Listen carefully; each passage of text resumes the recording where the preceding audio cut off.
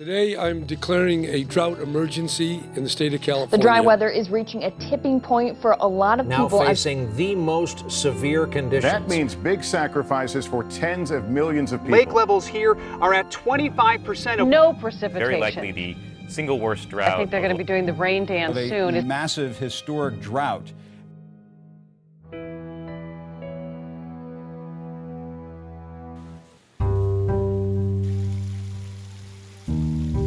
You know, it's one of the worst we have on historical record.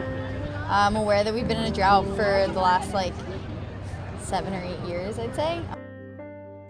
Water has a cost, right? It's not free, and I'm a member of the ski club, and we've definitely noticed the seasons have been shorter and they've been less intense.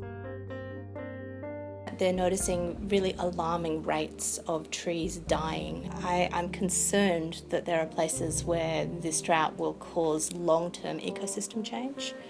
And I think we're all very concerned of the risk posed by having a whole lot of dead trees to both fire occurrence and the ability of firefighters to safely fight fires in those landscapes. I think the biggest danger in terms of effects that are going to be hard to reverse is this tree mortality thing.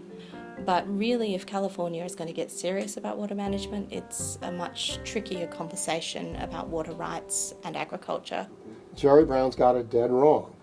So the geography of it is that virtually 90% of the water rainfall is north of San Francisco. Now, the vast majority goes to agriculture in California, 80% or so, and they have irrigation systems and drainage systems. So these are capital-intensive industrial farms. So obviously farmers don't cause drought in any way, shape or form. And agriculture is the largest user of water in California by a large margin. There are towns in the Central Valley which depend on groundwater, which has been drawn down very rapidly by agriculture in the drought.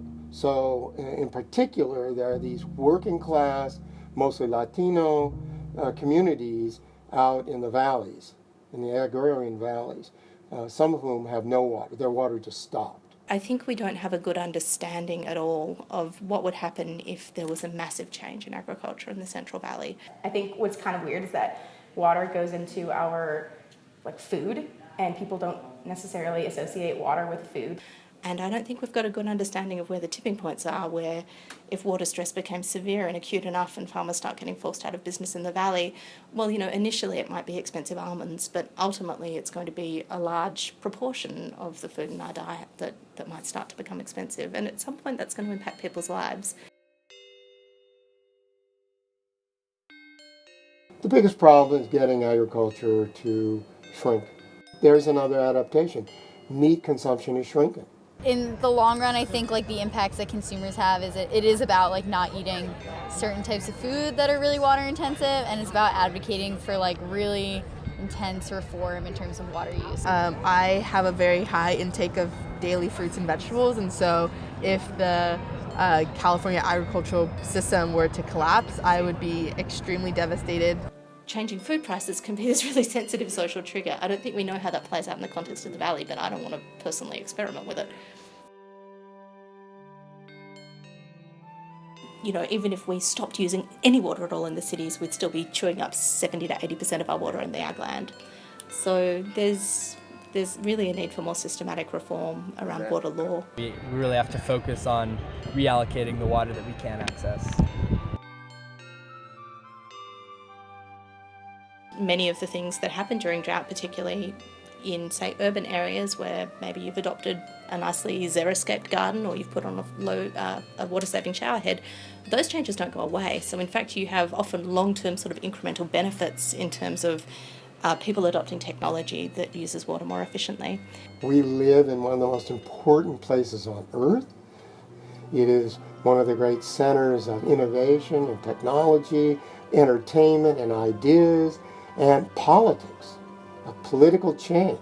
Water is just fundamental to how this state operates, and always has been. And then, if you liked and love California's vegetation and its wild places, you should definitely care about having the sight of lots and lots of dead trees when you drive into Sequoia Kings Canyon National Park. To imagine that you can just pay attention to your phone and live your life and go to your classes and ignore something as fundamental as water and just think, oh, I just turn on the faucet, that's it, is very irresponsible. You're not doing your job as a citizen, as an informed person. You're being irresponsible.